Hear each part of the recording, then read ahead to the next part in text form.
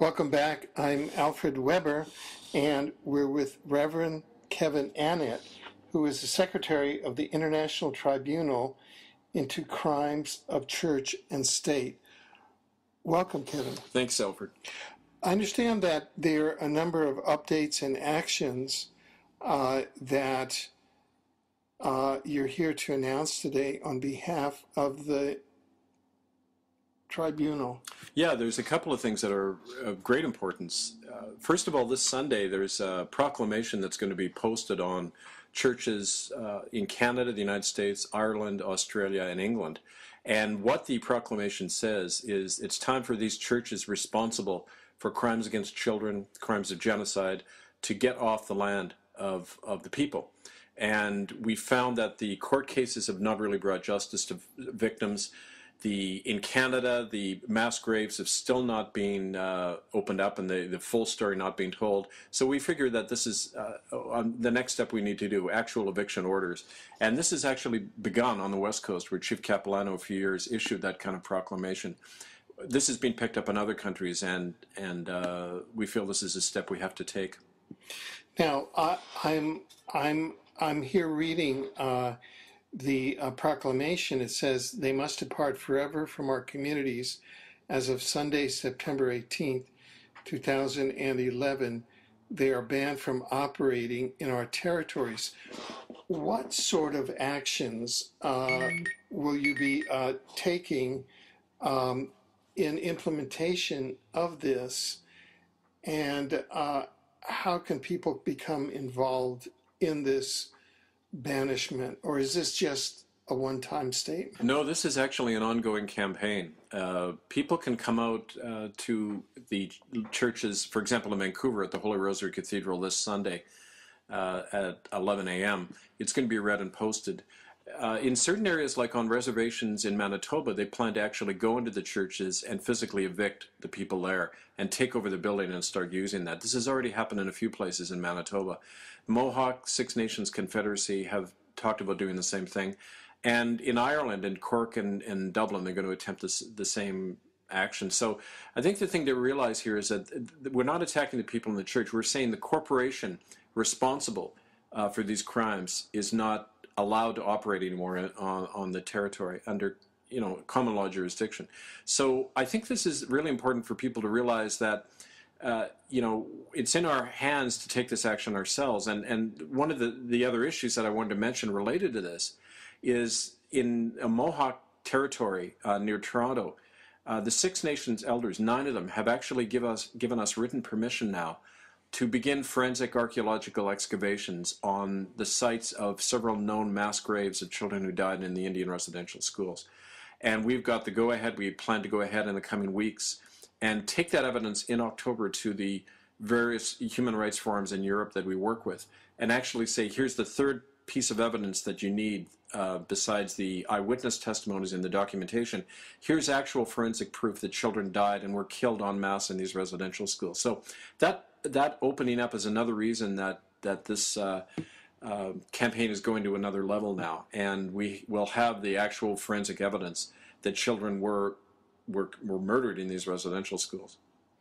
Now, here in Canada, apart from the Catholic Church, what other churches were involved in this program of genocide and depopulation?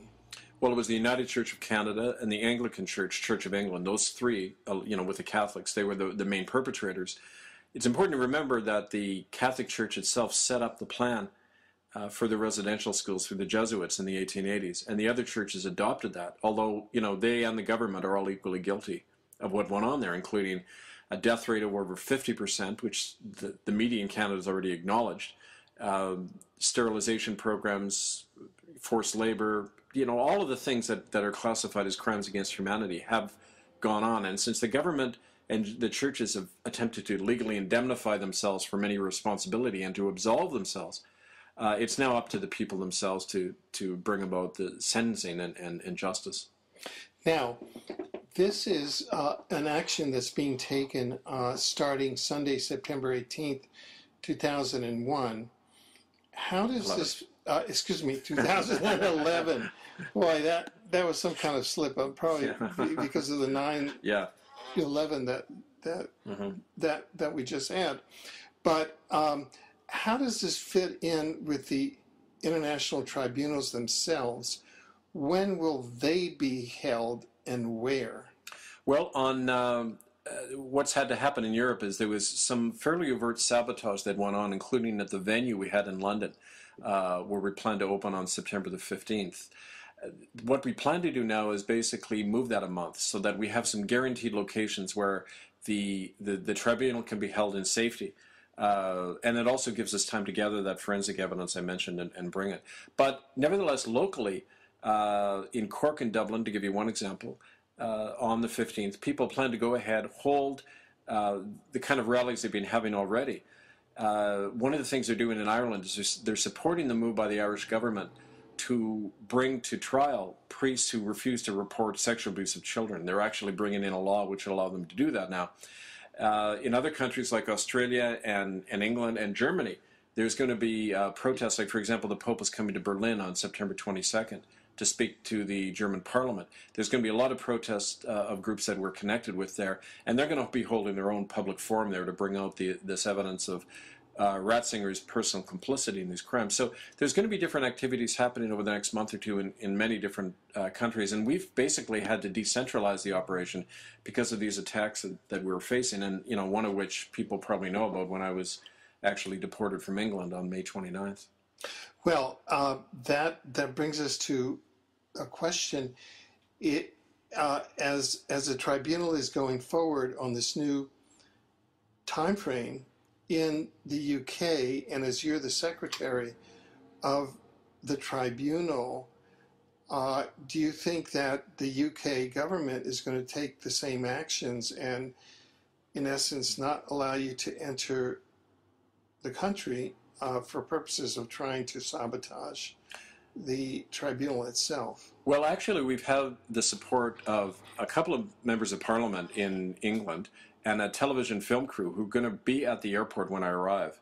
And we've arranged it so that if the UK border agency try to deny me entrance, they're going to have to explain why in front of these politicians and the TV camera. So I think it would be really stupid of them to try that, and now that we brought a lot of attention to bear on what happened to me. Don't forget, when they actually stopped me from getting back into the country, the only reason they gave was they thought it was odd that a tourist would be given public lectures. I mean, it was completely lame reason, and it was just before I was to speak in Trafalgar Square at a Holly Grieg rally, identifying government involvement in child trafficking in England. So it was fairly clear, I think, that it was an attempt to silence that. Right. Now, the proclamation of banishment also states that the main perpetrator of a regime of intergenerational terror against children, the Vatican and its Catholic Church Corporation, is incapable of being reformed into a benign institution because of its worldview and principles are based on contempt for the inherent goodness of nature and children. Now, so we have the Vatican, and I assume Pope Ratzinger as principal defendants. Have they been served, and have they indicated whether they are going to participate in the tribunal in any way? We issued to the papal nuncio in England and to the cardinal responsible for these things in Rome. They both received our public summons as far back as April, and they've never responded. They also received papers from 2 German lawyers who were attempting to sue Joseph Ratzinger as a German citizen for breaking the laws of Germany and hiding and protecting child abusers when he was a cardinal in Munich. Those that action by the International Criminal Court apparently is going ahead. So the exposure we're giving it through our activity, plus the legal arm of the International Criminal Court, hopefully will allow local courts to issue arrest warrants. Now, in other words, if the Pope came into their country, they'd have the legal right to arrest him for questioning. Now, the Spanish government's already indicated that they're willing to do that. We've had Spain is the only country in the world that claims international jurisdiction over human rights crimes. So any head of state couldn't be brought in and tried in a Spanish court. They tried to do that with Ariel Sharon and others. So, again, theoretically, the Pope is now in a position where he could be arrested. So whether it's, the moral exposure of what happened or actual, attempt to detain him for questioning, the church, more and more, their backs are to the wall on this thing. I know that I read a statistics in Austria alone, 38,000 people left the Catholic Church in 2010. And, that shows a growing tendency. That's the highest rate in history for that country of people actually leaving the church. So I think that all indicates that this is really having an impact.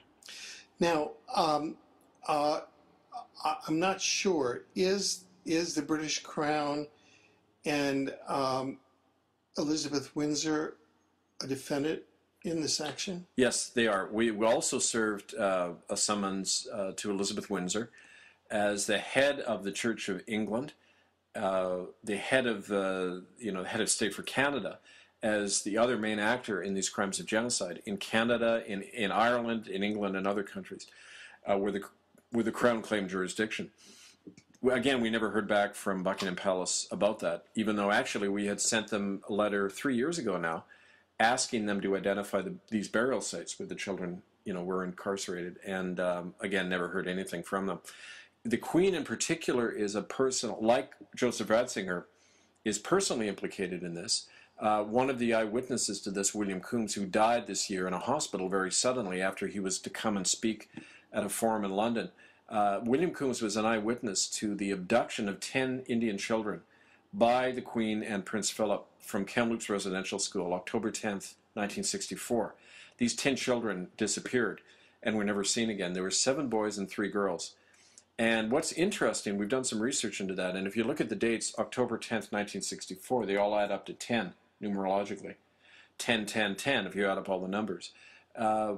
7 and 3 are power numbers in Kabbalism, so the latitude of Dead Man's Creek, where these children disappeared, passes through the Isle of Wight, which David Icke has indicated as a major center for child sacrifice and child trafficking in England. So I think all of those are not accidental. I believe that the royal family are definitely implicated in cultic abuse activities, and this is hard evidence that these 10 children were abducted by the Queen. And again, the fact that William died so quickly after claiming that he was going to come over and talk about this, again, I don't think that was an accident.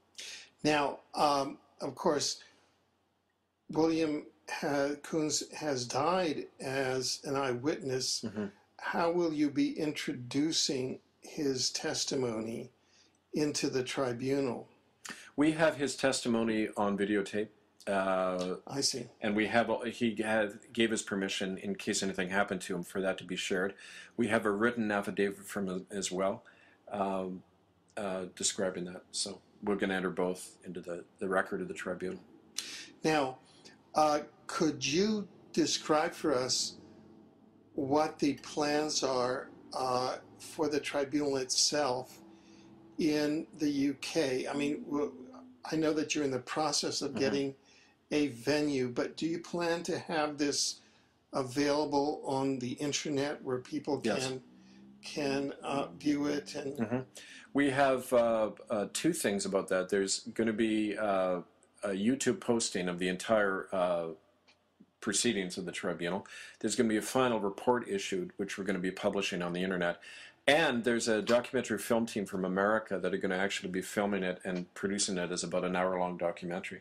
So all of that, we're going to blitz the entire media network with this stuff. The format for the tribunal will be 3 days of public hearings. Judges will be sitting and hearing the evidence and be actually issuing a decision and recommendation for sentencing. And then this information will then be out there for people to use in various ways. Now, under the Rome Statute, those countries that are signatories, and this may be in the process of flux in various countries, if their legislatures or parliaments act in specific ways, can have universal jurisdiction over crimes of genocide and crimes against humanity, such as seem to be part of the record here. And very often, tribunals such as the International Tribunal into crimes of church and state will take their record and their findings both to national courts in certain nations. You mentioned Spain, and also to the International Criminal Court. Do you have any plans in that regard to have enforcement of your verdict and findings, whatever it might be, by either a national court such as that of Spain or some other country? Yeah, we want to get on two levels. We want to have national governments and courts pick this up. And we've already had some indications from Cuba and from Ireland that they will be looking into this and making recommendations that there actually be prosecution of the people who are named. Another thing that we've had, which was really encouraging, 2 years ago when I was in Rome, we met with a group of senators from the Italian Chamber of Deputies who promised that once we provide the forensic evidence, which we're bringing from Ontario this month from the residential schools, they will take that as part of a package that they're going to present to the European Parliament with a recommendation that actually the European Parliament look at sanctions to be brought against not just Canada and its churches, but the Roman Catholic Church as a, well, self-proclaimed government that's liable under international conventions. So we also have that support within the European Union, which I found really promising. As a matter of fact, I was in Brussels and Germany, and I found a lot of support from the media. They've been, for example, the German media have been broadcasting our documentary Unrepentant pretty consistently to millions of people across Europe, something you wouldn't find happening. It hasn't happened in North America. So, we've had that political support in other areas, and we're also looking to the Arab world to take this up because, they don't have those allegiances to the Catholic Church and to the Christian churches that you find over here.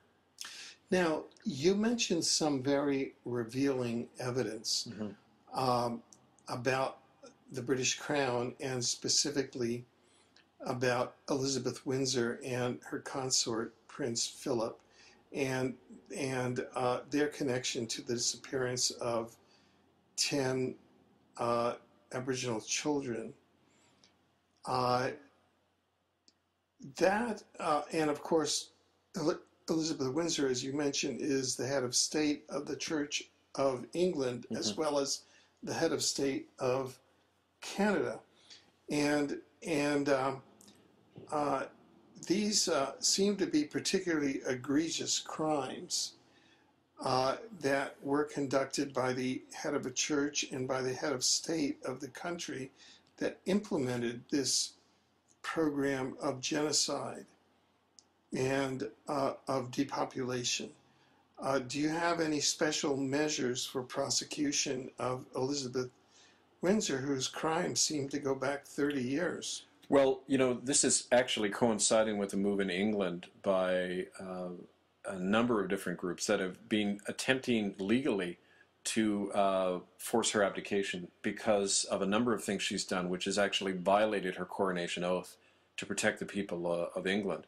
Her signing with the Maastricht Treaty, her authorization of the violation of English sovereignty and laws as part of their incorporation into the European Union and their laws. So what we're hoping to do is we actually have a commitment from a number of those groups to actually come to the tribunal and say she already has no legal or moral basis to be the head of that state or the church. She's violated her coronation oath, and once we bring forward this evidence that she's personally, like the Pope, personally implicated in these crimes against children and in authorizing the thing as a head fiduciary officer of these residential schools, then clearly there would be a political basis to then say, it's time to have her removed.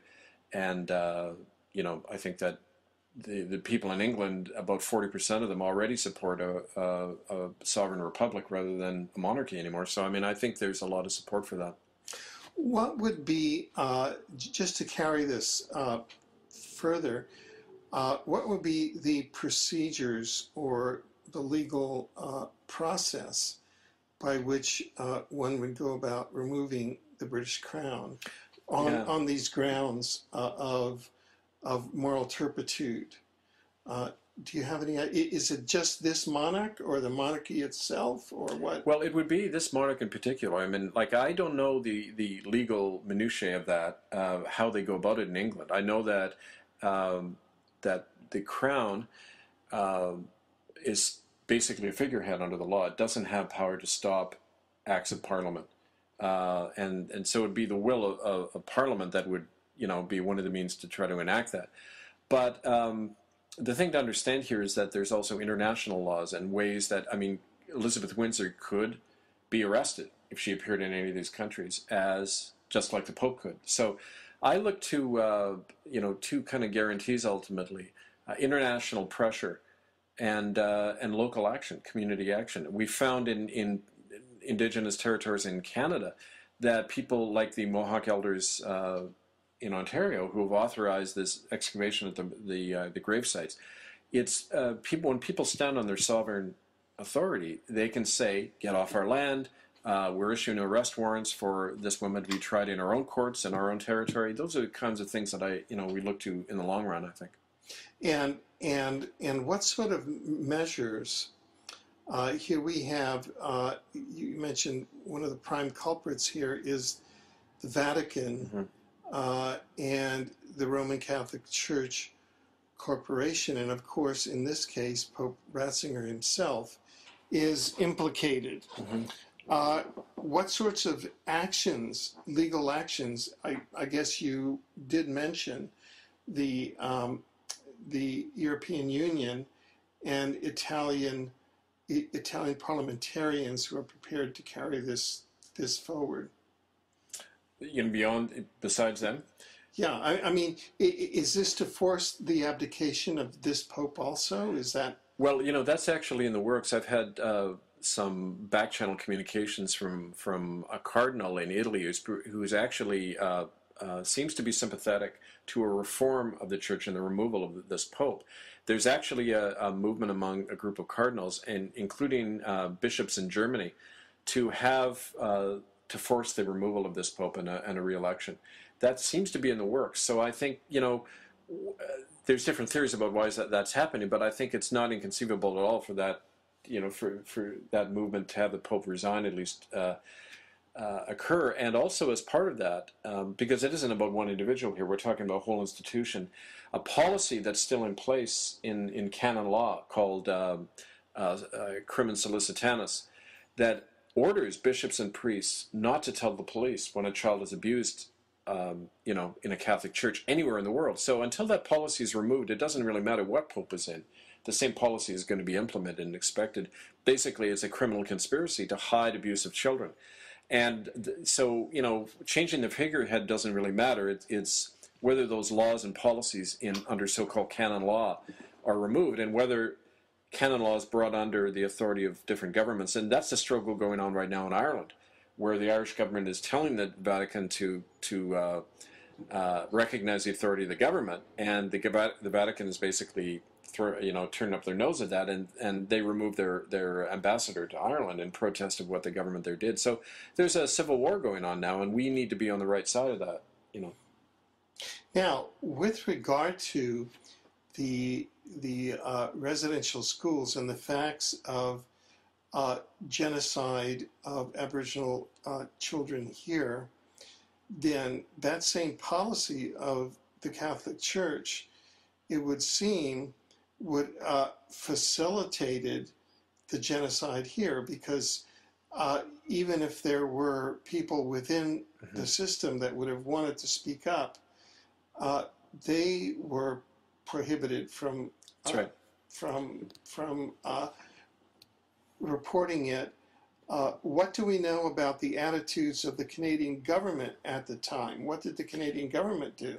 Well, that's exactly right, Alfred. And in fact, the attitude of the Canadian government was complete complicity right down the line. To give you some examples, it turned over legal guardianship rights to the church sometime between the year 1929 and 1933.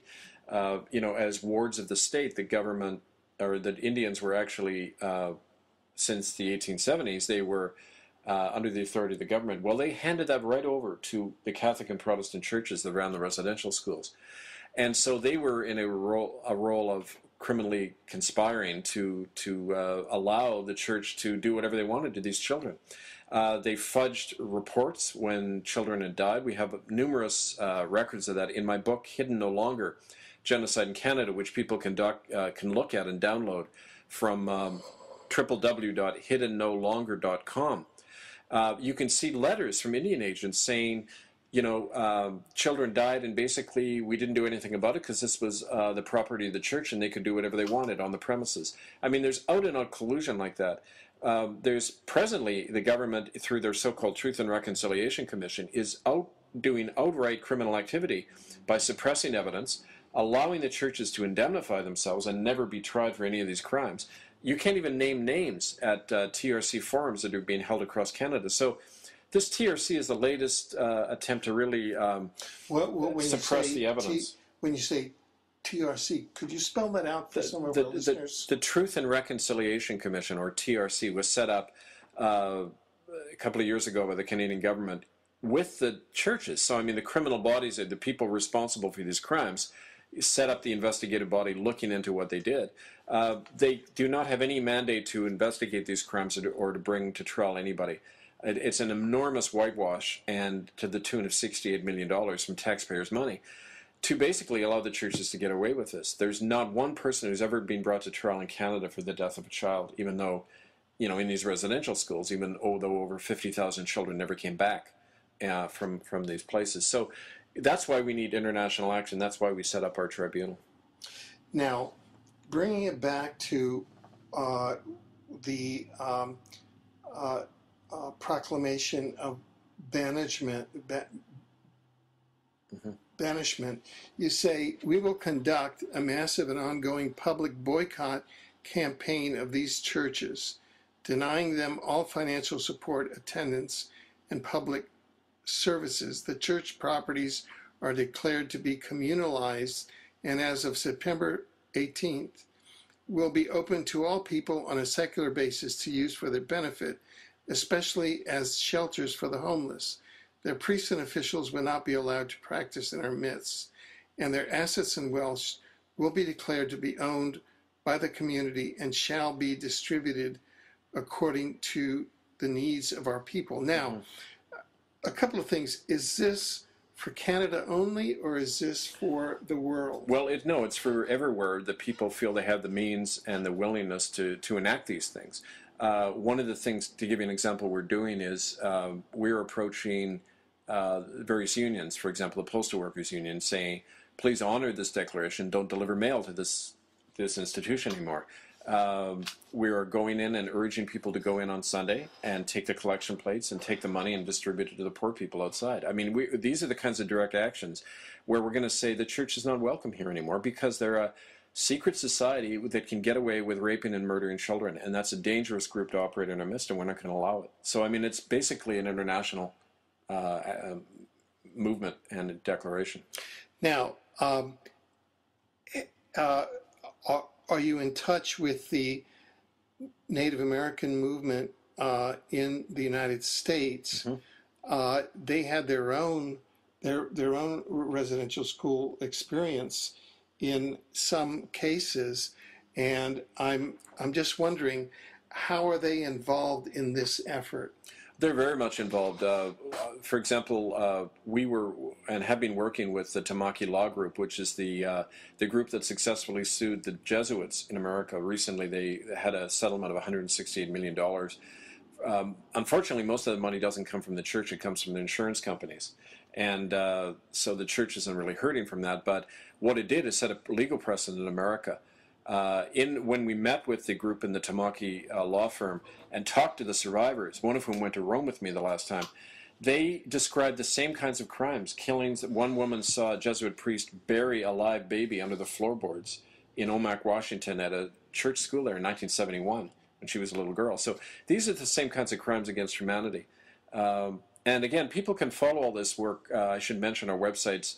the International Tribunal into Crimes of Church and State. You can find that at itccs.org.